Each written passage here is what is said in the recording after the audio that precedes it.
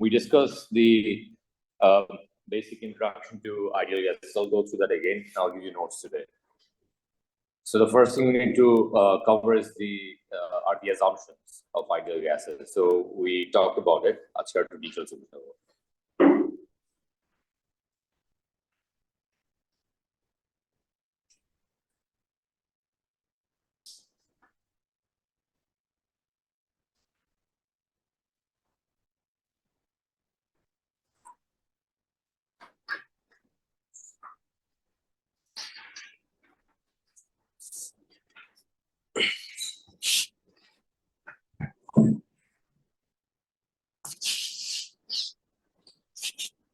Right, so this is the ideal gas equation. Let's see what's going on here. So this P that you see here stands for what?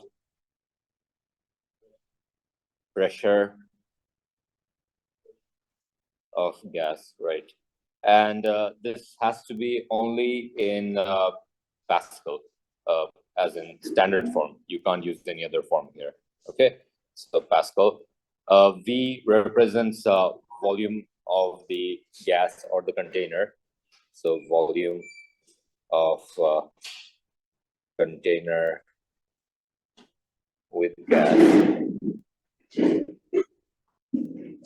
And this is going to be in meter cube. So no other format is allowed, no other unit is allowed.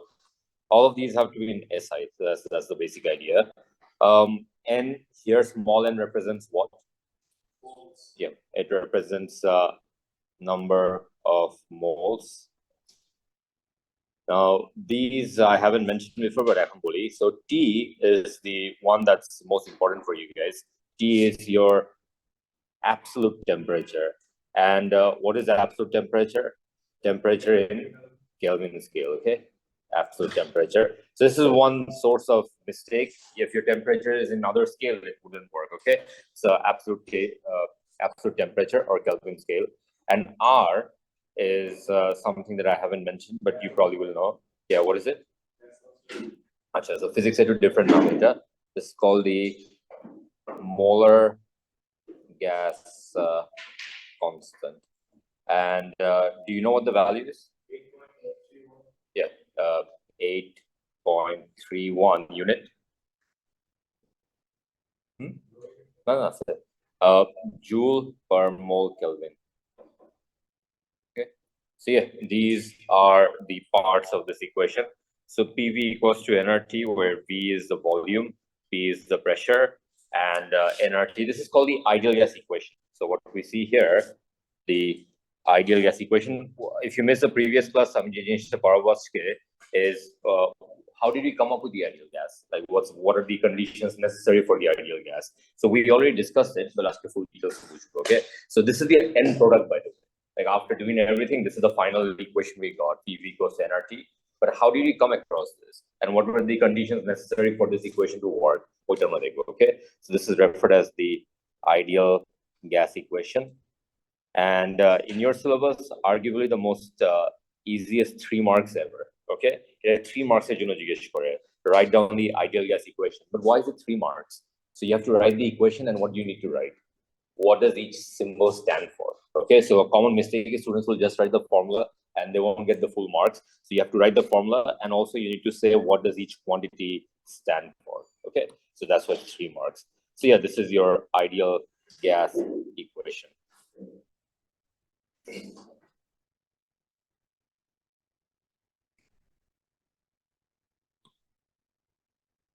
PV equals to nRT. Bear in mind there's an alternate version of this.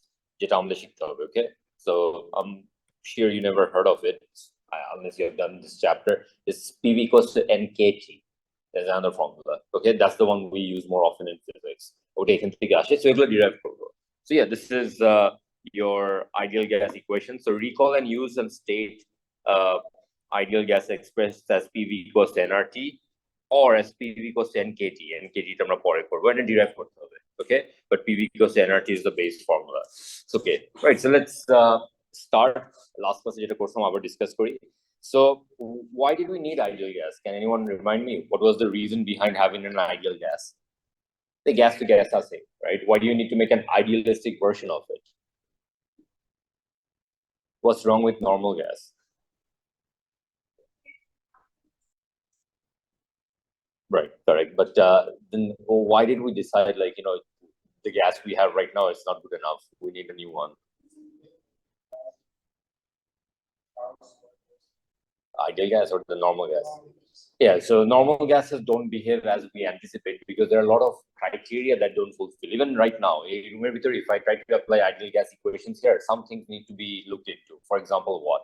There can't be any leakage of gas here. If gas is leaving the room, entering the room, they will catch burner formula. Okay, then you need to make sure that the container here, the room has what volume, like a fixed volume or a fixed pressure. One of these things have to be constant. So to make that happen, we did this. But actually, the main reason is we don't know what gases look like and we don't know how they behave. So here's the biggest problem. Okay, physicists try to model something that they had no clue about. We know gases are there, but we don't know how do gases look like. We don't know how they move. We don't know what shape they are. We don't know what kind of energy interaction they have. So because we don't know anything, what did we come up with? Our version of the gas. And our version of the gas had some assumptions, right? So what were those assumptions? Visualize what gases might be, right? So number one assumption we made was what? Do you remember? All the gas particles were what? Identical. Okay, that's the most easy to remember one, right? So the first one, all particles. So these are assumptions. All particles are identical in shape and size and mass. So they're exactly the same thing. Okay, there's no differences in their structure, which is, by the way, not real in real life appropriate. Because in real life, what do you have? Gas molecules, right? And what do gas molecules normally look like? I talked about this the other day. So they can be triatomic, they can be diatomic, they can be monoatomic, they can be very large monoatomic, right? One of those halogens, the very big, right? So we made an assumption. What assumption did we make? We simplified all of them into what? Right, just identical dots. They're all the same, regardless of shape and size. Okay, so it was a simplification that we made. Clear. So ideal gas mode, this was the thing that was done, that particles actually look like this, but we assumed them to look like that. That was the first assumption. Okay. Second assumption is that the particles don't experience a certain thing. Do you remember what that was? Yeah, the particles don't experience any forces other than the forces of what?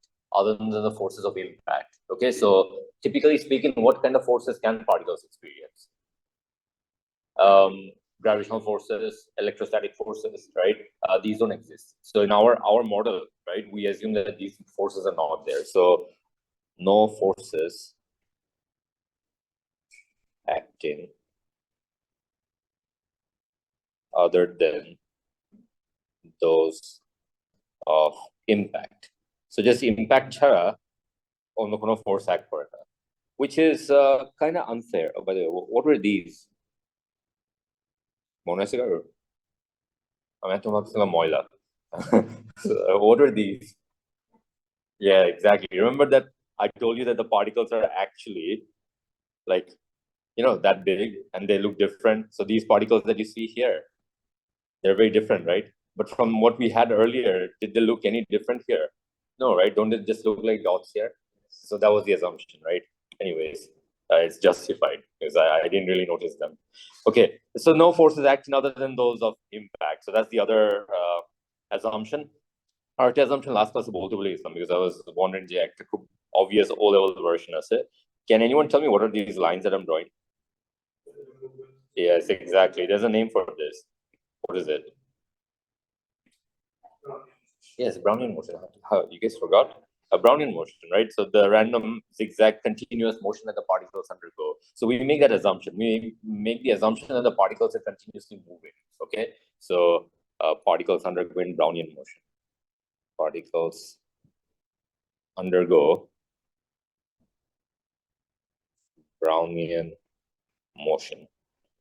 So তোমাদেরকে জিজ্ঞেস করে assumptions গুলো, normally they ask us like 3 or 2, and they are sometimes ask you 3 and 2 and justify. Then it can be 5 marks. Okay, so particles undergo Brownian motion, which means that they're undergoing random zigzag, and continuous motion. Right, so these are some of those assumptions we have. There are many more, actually. Total 11 of them, I think. Like the more complicated you make your model, the more complicated your assumptions are. We are doing this the introductory part, right? So 3 of them, let's add a few more. So I think I said another assumption about how they collide. Very good, right? So they only experience elastic impacts.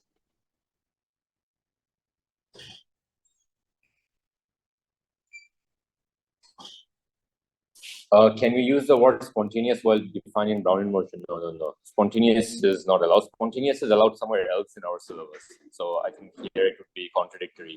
Spontaneous is used for describing radioactive decay, where the process is not influenced by any external forces, which is true here, by the way, okay? But they want 3 words here: random, zigzag, continuous. Random meaning literally random. You can't predict where does it go next.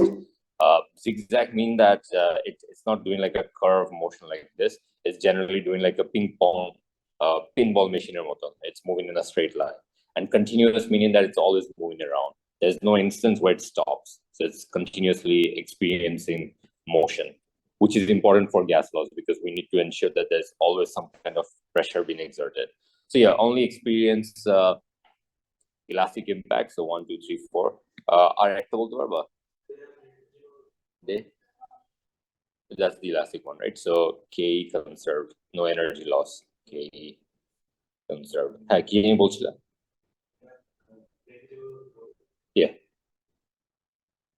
And the other one is that the volume of the gas is negligible compared to the volume of the container. Okay. Volume of gas is negligible.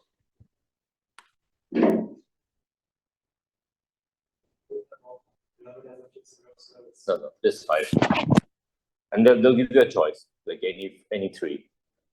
Volume of gas is negligible compared to the volume of the container. Right, so these are the assumptions that we have. We'll write in details about them because we need to justify them. So identical shape, size, they do not experience any force other than the forces of impact. The volume of the container is negligible or gas is negligible compared to the volume of the container. They undergo elastic impacts.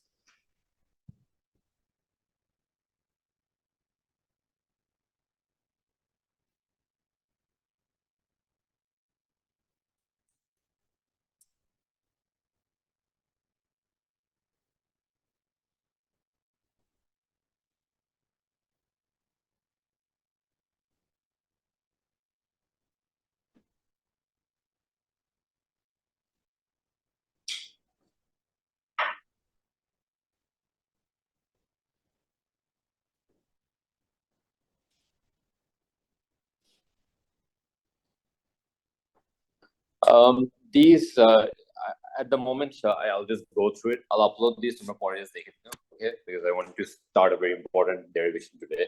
So, but before that, let's just go through this. So this is basically what I just discussed so far. So let's look at the first one. All particles are identical shape and size. How is this justifiable? So basically, I've given here, let me highlight put this. These are all the assumptions. And the one that's after that is, how is it justified? Justified money key. Why is this assumption actually valid?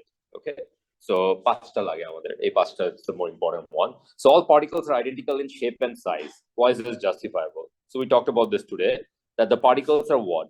Extremely small. And what are they? Extremely far apart. So if your particles are extremely small and extremely far apart, is it very relevant that what shape and size they have? No, right? So therefore, this is actually a justifiable assumption. Because why are we trying to justify our assumption? I think we talked about this last class. I'll give you a reminder. We found that if you use these assumptions and come up with the formula, what formula do you get?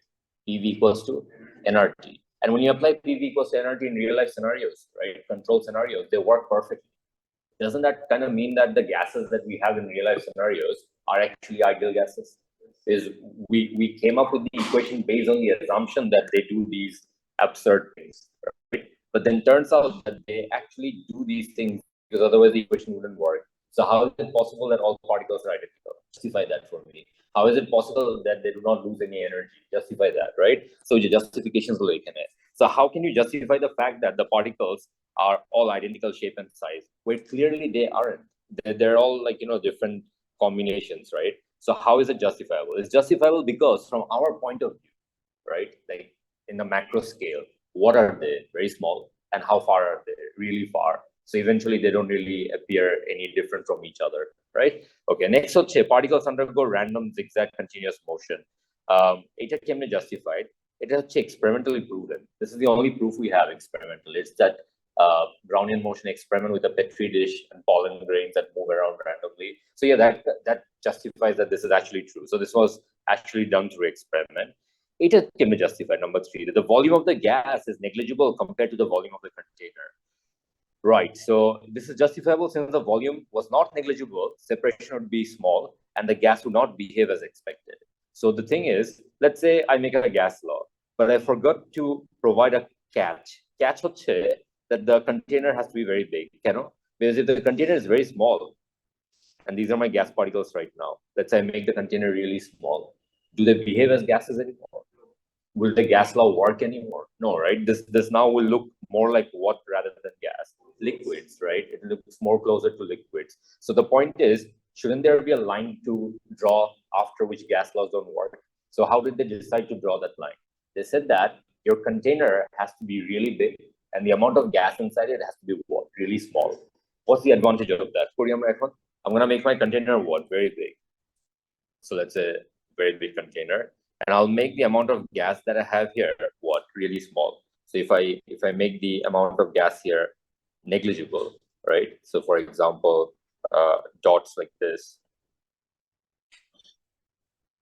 Is there any reason why these gas particles will behave like a liquid here? No, right? Wouldn't they behave perfectly like gases? Why? Because in the spacing and the structure and everything, allowing them to behave as gases, right? So the idea is that if I can make that assumption, then I can ensure that the gases will always behave as gases. So let me explain this one more time. This is justifiable since the volume was not negligible. The separation would be small and the gases will not behave as expected. So if your container is very small, right, the gases will stop behaving as what? Gases. So how can you ensure your gases always behave as gases? You make your container really big so that the particles can move around freely. Okay, so that's that one. Particles undergo elastic collision. This one is actually justifiable, and I talked about it. The particles don't actually collide with the walls. You don't look at this particle moving around here, right? You think it's colliding with the walls here, left, right, like that, right? But let's say the wall was negative and my particle was negative, right? What would the particle do? Go really close, but what will it start to do? Decelerate because of what? Repulsion, right? So wouldn't my particle very close to the wall slow down entirely and just go back like that? It's like, throwing a ball up in the air. It doesn't stop and then go back, right? So ekhane particles they're decelerate. They go very close, stop, and then they go back. Now, if they're decelerating for a certain amount of time and they accelerate for that same amount of time, what speed should they regain? Same, right? And then if you remember from your is that if there's an impact, quote unquote, like, actually going and coming back, and the K is conserved, what kind of impact do we call that? Elastic, right? So that's why we can assume that the particles are not really losing energy to the surroundings. Okay.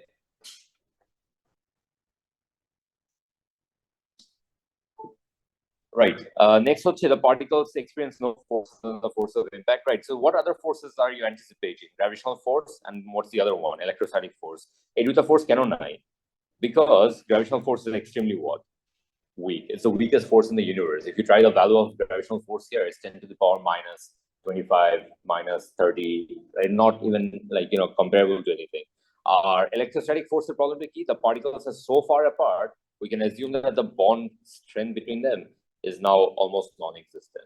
And then that assumption is very important for our gas law, that we have to assume that they do not have what forces between them? Electrostatic forces, which means what kind of energy don't they have? Yes. Okay. Potential energy nathakara could be like the summary of this topic. That gases don't have potential energy. It's used in every part of your answers. Okay. So yeah, this is the ideal gas model, and these are the assumptions that we have. It's given in your textbook as well. At the jaga 2 pages minute, so you can just go through that as well. Okay, this is like a version for the exam. Exam actually. Is it okay? All right, so let's move on. Page 56.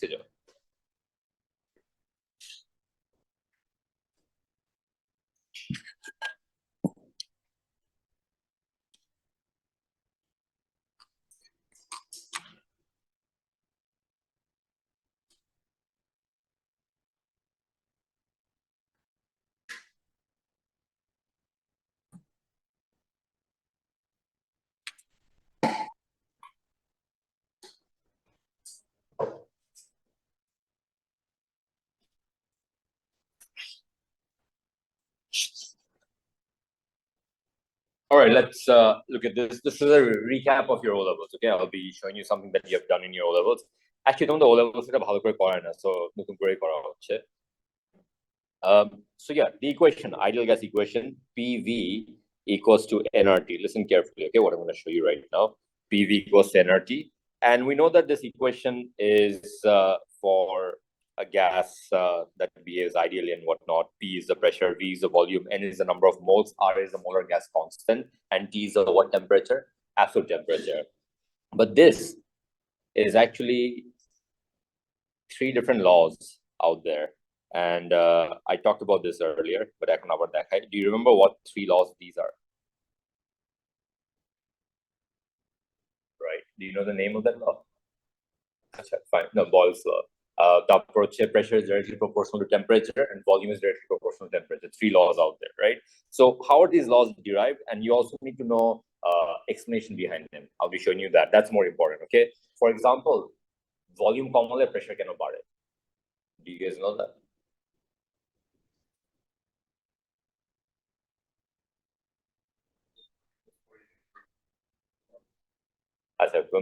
I'm just trying to see if you guys can remember.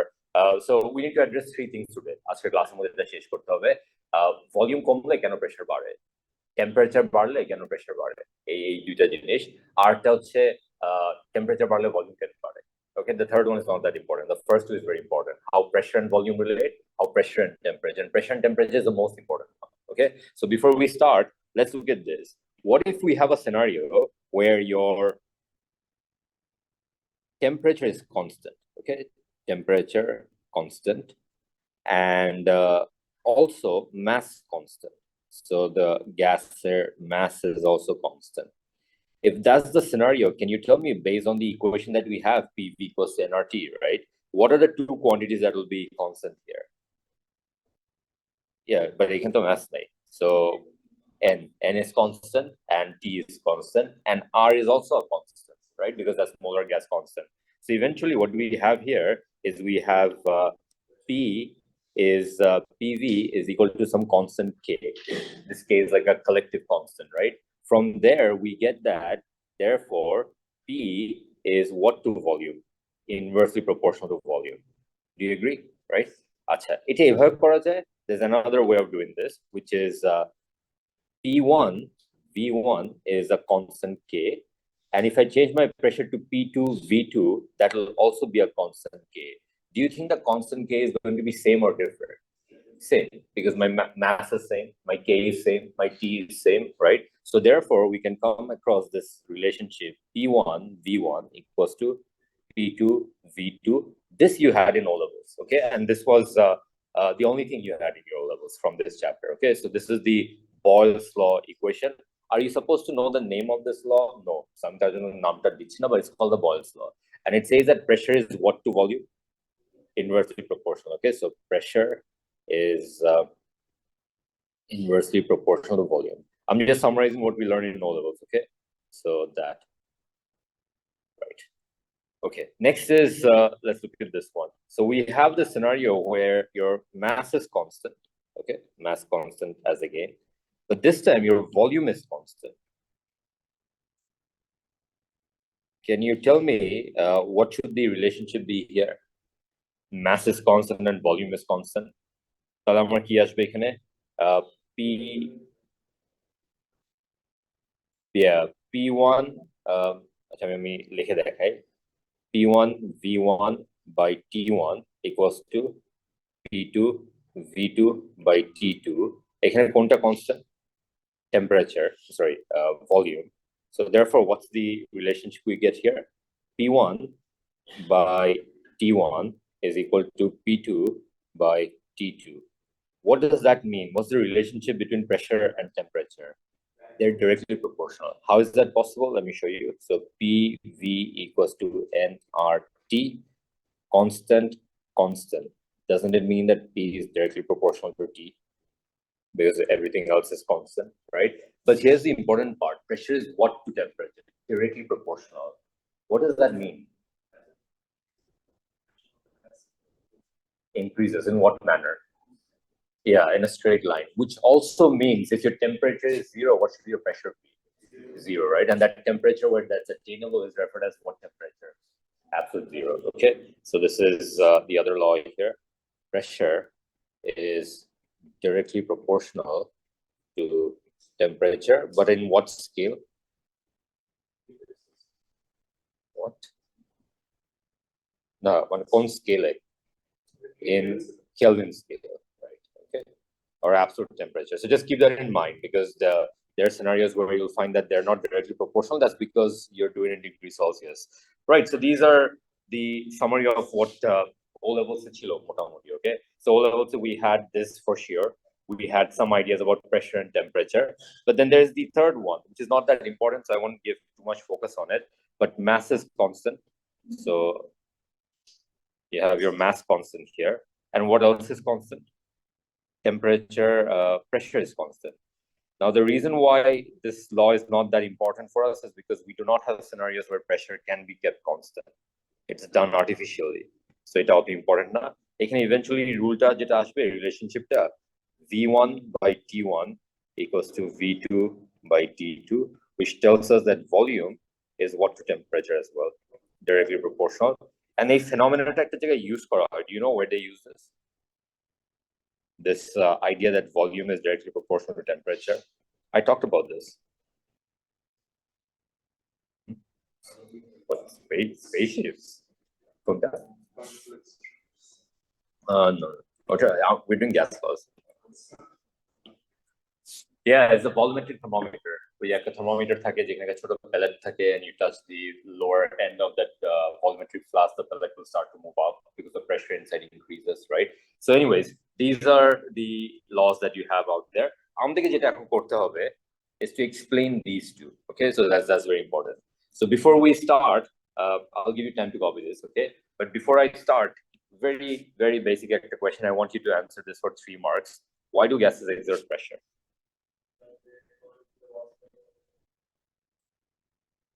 হ্যাঁ বলো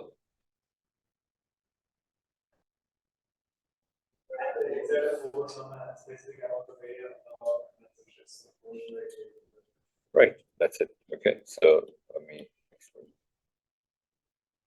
Right, so why do gases exert pressure? So look at this. Gas particles that you have are continuously undergoing what motion? Brownian motion. That's the first thing that you need to say, okay? But because you need to say why are they colliding? So the particles that you see here, they'll be like moving around like this, like that, straight lines, and they'll be colliding with each other. As the particles collide with the walls of the container, what do they apply? Force, right? And the force is exerted per unit area, which means what is being exerted? Pressure. But that's the pressure of one single particle, right? What's the total gas pressure? So the total gas pressure is the cumulative pressure of all the particles that are colliding, right? But that's not the complete answer. So tomader O level so complete. So there was something else missing. What is it? Yes, what is it? Radiant force. Nah. So I'm only key hoy. So the particle here will come and hit the wall, and as the particle collides with the wall, it has momentum it brings in, right? So it mass to the m hoy, velocity b hoy. What is this momentum? Plus mv, because it's an elastic impact, right? Tell it the force 0. So on its way out, the particle will experience what again? Momentum. Now mass is m. velocity কিন্তু v থাকবে because it's an elastic impact, there can't be any change, right? But there's something different about this, minus v, right? So therefore my change in momentum is going to be mv minus mv, or the other way around, divided by t is the time of impact. So what do you have here? 2mv divided by t, and that is the place where your force comes from. So the origin of force is based on the criteria that the particles have undergone what? Change in momentum. Why did we go this route? That there's only force being applied, right? Well, why did we take this route in our answer that there's a change in momentum that applies the force? Because the particles don't really collide. So if the particles don't collide, how can they apply force? By undergoing what? Change in momentum. Okay, so if I take a magnet, power magnet, and let's say my hand is here, and let's say there's something magnetic on my hand. Even if I don't come close and touch my hand, right, I can feel the force. Why? Because there's a change in what going on? Momentum. But it doesn't need to collide. As long as I give it a push, it shows it to because I'm undergoing what? Change in momentum. So as long as you have a change in momentum, what can still also be active there? Force. Okay. So yeah, this is how gases exert pressure. They do, but depends. Sometimes they just come very close to each other, which is most of the cases. That the outer shell, there's something called the electron cloud. The electron clouds repel each other. So that's mainly what happens. Okay, so I'll show you some simulations right now. It's best understood through modeling the gas laws. So look at these. So the first one is this one.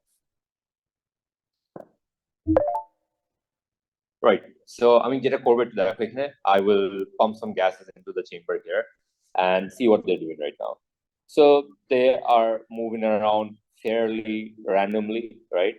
You will notice that in this chamber, there are particles right now which are really slow. They barely move. Yeah, always there's someone who's like barely moving, right? Like hyper, yeah, they're just out of control, right?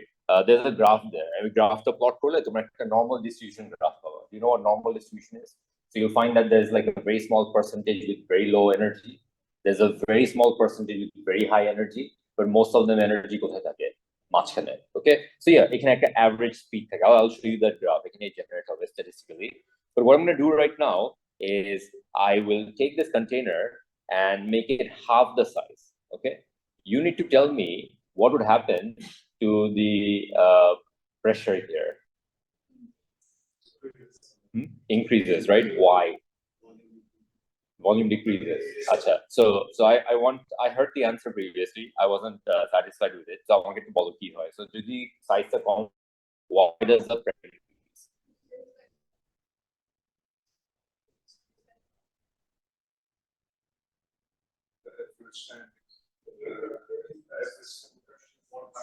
Area.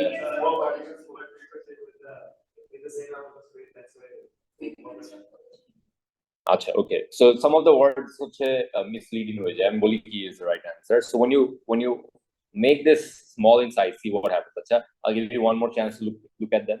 So do you see how they're moving around? Okay. I will now make it half the size. Do you think they're moving faster than before or same as before? Acha, yeah. One common mistake is students will look at this and they'll feel like they're going faster. They're not going faster. They're just colliding with the walls of the container more frequently. Okay, so the right term is they collide with the walls of the container more often. And every time they collide, what do they apply? Force. But now, within a second, they're colliding 4 or 5 times. So isn't the force 4 or 5 times more than before per second? So if your force increases multiple times within a second, right, doesn't that mean the pressure increases? So the right answer here is that by making the size of the container smaller, the particles collide with the walls of the container more often.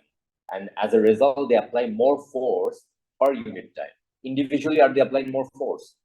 Just because your container is smaller, do you think they're colliding with more force? No, they're still colliding with same force, but they're colliding with same force more number of times every second. Do you understand the difference? Okay, these are very important key differences. Mark for it. So if you just say that they apply more force, right? No, that is not conclusive enough. Okay, you have to say they apply more force per unit time, and as a result, pressure is forced by area, so the pressure increases. So similarly, if I make the container double the size, do you think the particles will go faster or will they slow down? same speed, okay? But it's an illusion.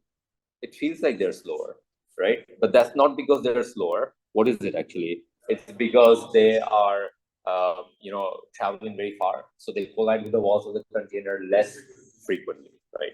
So, now, what's the issue with, us saying that we have to keep the number of moles constant, right? So do you see the pressure right now? How much is the pressure? 23.2 atmosphere or pascals a day, 2350 kilopascal, right? Let's say there's a leak here. Okay. Do you think the pressure will remain the same?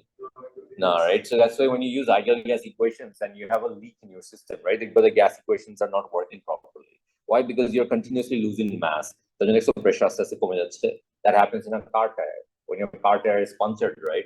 Maybe the puncture is really small. And the day it punctured, going down, about 2-3 days later, it's flat. Because every day over time, particles. Okay. So yeah, that's why having a sealed container is very important. Okay, let's try the other one, which is, I'll reset everything. Few more gas particles inside. So particles are moving around like that. What I'm going to do right now is reduce the temperature. So as I keep reducing the temperature, I'll try to go to 0 Kelvin, okay? See what happens. So as we go near 0 Kelvin, yes, so you'll start to notice that they have actually slowed down because they have lost what? Kinetic energy, right? And temperature and kinetic energy are directly proportional. So as the K decreases, temperature is decreasing here. It's actually the other way around. Temperature কমার জন্য K কমে যাচ্ছে. And you'll start to notice they're almost stationary. Entirely stationary হবে না আমরা simulation model because they still have what with them? Momentum. So they will still bounce around a little bit. But you get the point, right? They're really, really slow. What's the pressure exerted? 0. No pressure, right? And the particles are barely colliding with the walls of the container. Just see who's colliding with the walls of the container right now. Wait, 1, maybe 2. At this moment, I don't think anyone. Wait, 3. So barely any pressure being exerted. But if I bring my heat up here, right, temperature yeah, they'll gain energy and they'll start to move faster and everything, right? So question for you, তোমরা answer করতে পারো ওটা হচ্ছে directly নিয়ে যাই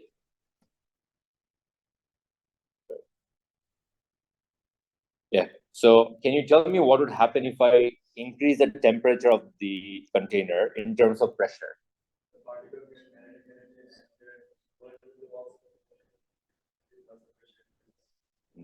Okay, very good, but that's not the full answer.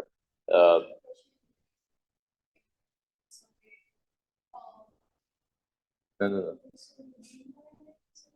No. So the first trigger is I increase the pressure, and then the output is that the pressure increases. Why?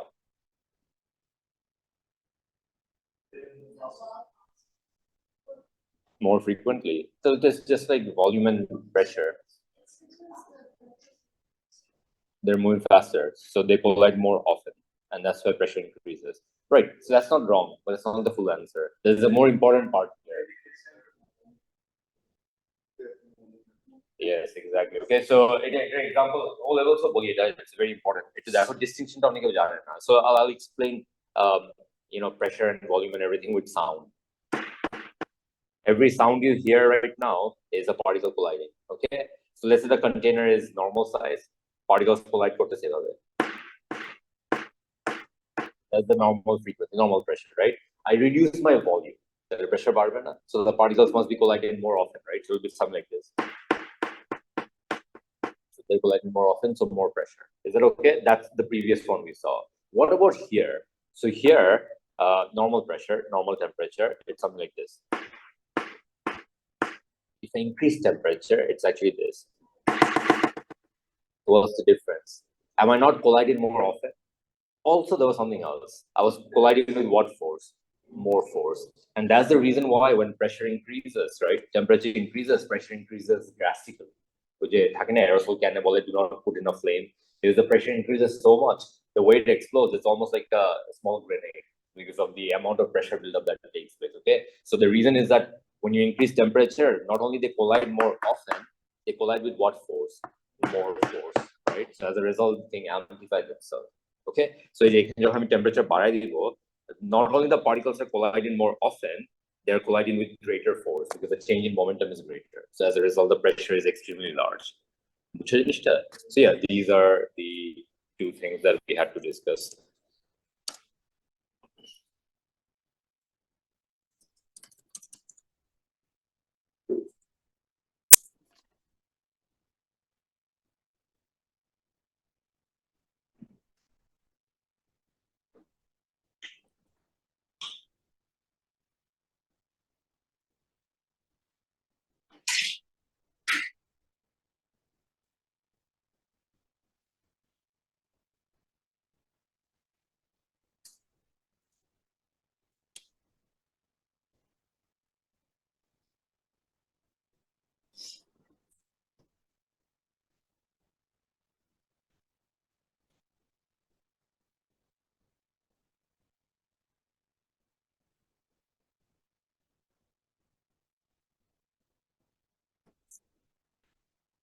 All right, so I'll give you the answer to topic. Another two answers here. One is why do gases, why does the pressure increase? And the other one is with temperature.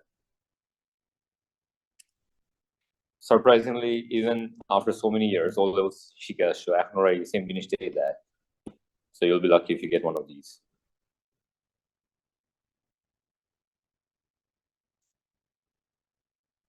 So yeah, this is the first one. Why does pressure increase with decrease in volume of a closed container? This is the Boyle's law version, or the first one that I've mentioned. Okay, এগুলো copy করে নিও. These are important. And yeah, if you want, you can copy the summarized thing at the top as well.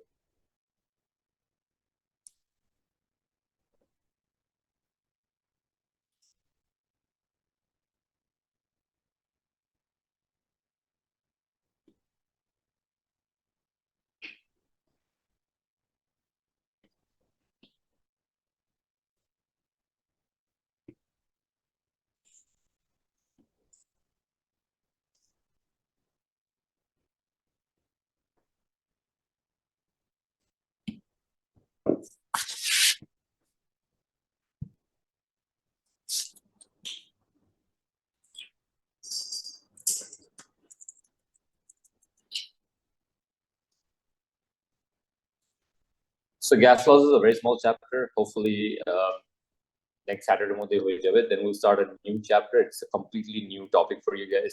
It's called simple harmonic motion or oscillations. So it circular motion is related.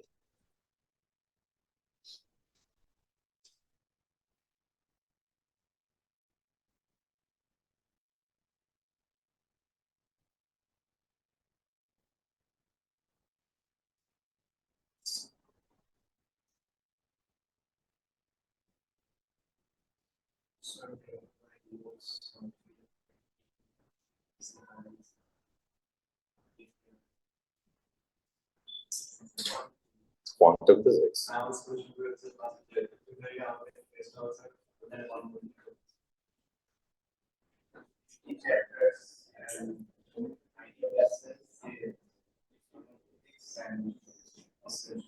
Oscillations আছে exam কি October 15 October 15 এর আগে অসিলেশনস করে ফেলবো আমি তোমাদের লাগবে তাহলে হচ্ছে ম্যাগনেটিজম ইন্ডাকশন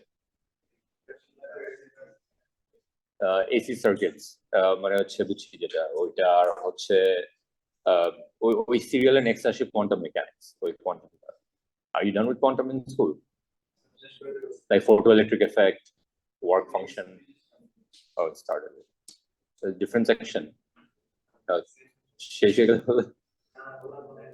ও না ওইটা তো ব্যাপার না কোনো আরো 20 দিন আছে দেখা যাবে রেডিও অ্যাক্টিভিটি চলে আসবে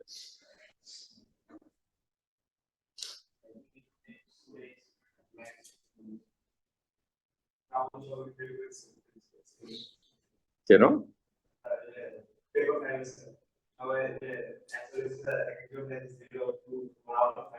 এই প্ল্যানিং এ এত কম তো আসার কথা না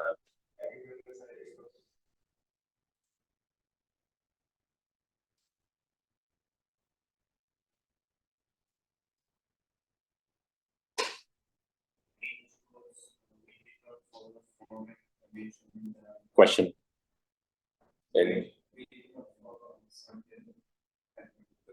when we parse the constants in different methods. Yeah. Oh, you didn't follow that. But you'll find that in those questions, they give some points, like mention this, this, and that, right? Actually, they prefer that. So if you follow that, it's fine, actually. Normally, I also give a checklist. The checklist is like, independent variable, constant, measurements, analysis, and then precaution and improvement, right? That is not mandatory. It's just to make sure that you have those points within your answer somewhere. There's no format to follow for a holistic answer check. For a holistic মানে কি তুমি conclusion দিয়ে start করলা, last গিয়ে হচ্ছে introduction লিখলা, they'll give you marks. There's no problem in that. It's just that your whole body must have the point somewhere. Format.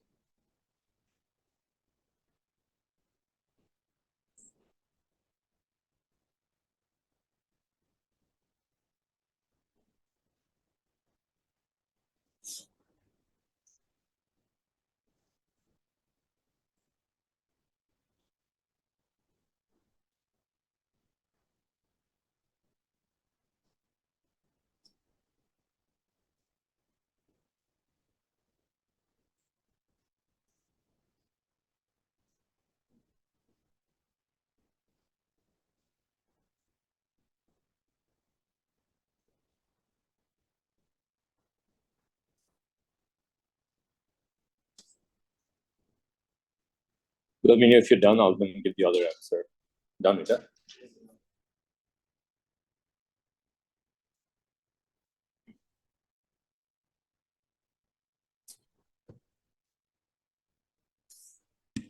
Next class is very important to জিনিস করবে, it's a derivation. It's a derivation that's 15 marks. So luckily so far 15 marks in derivation, 15 marks হিসেবে দেয় নাই, ভাগ করে দেয়, but it's worthy of 15 marks. It takes 2 pages.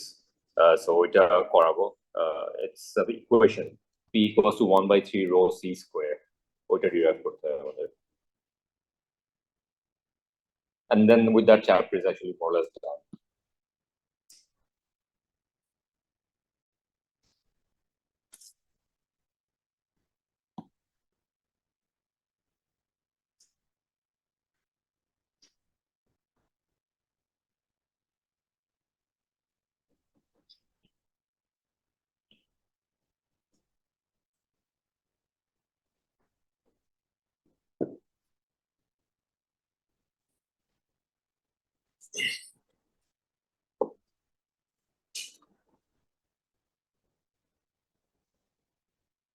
Also, the other important checkpoint হচ্ছে first, second week of November, it will be done with magnetism.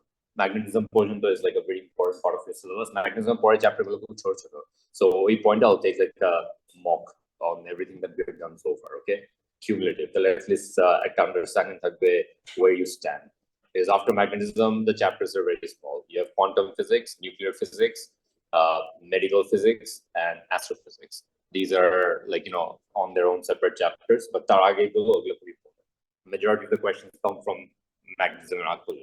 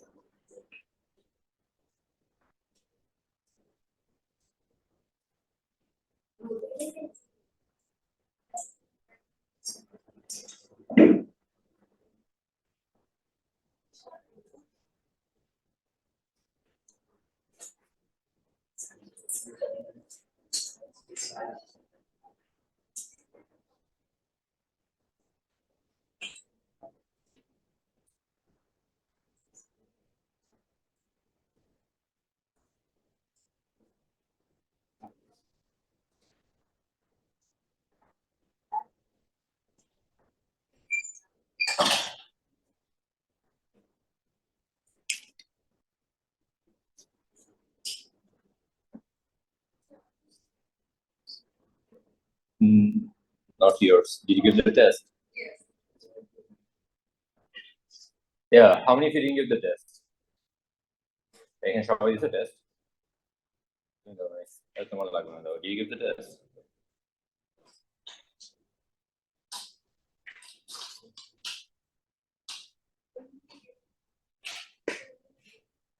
Mm, 28. Next Saturday.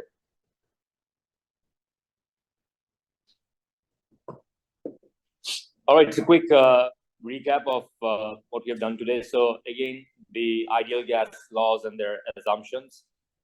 Hopefully you have understood them. There's a justification involved here as well. Based on marks, you have to see, are they looking for only justification, or are they looking for just stating them? Usually it's justification based. And then you have the ideal gas equation and these explanation as to why pressure increases with decrease in volume and why pressure increases with increase in temperature. Our next class data করব is the derivation of this equation. Okay. There are tests down here. We can only দিয়ে দিও, okay, because it is really important chapter wise, so it's a good revision for you.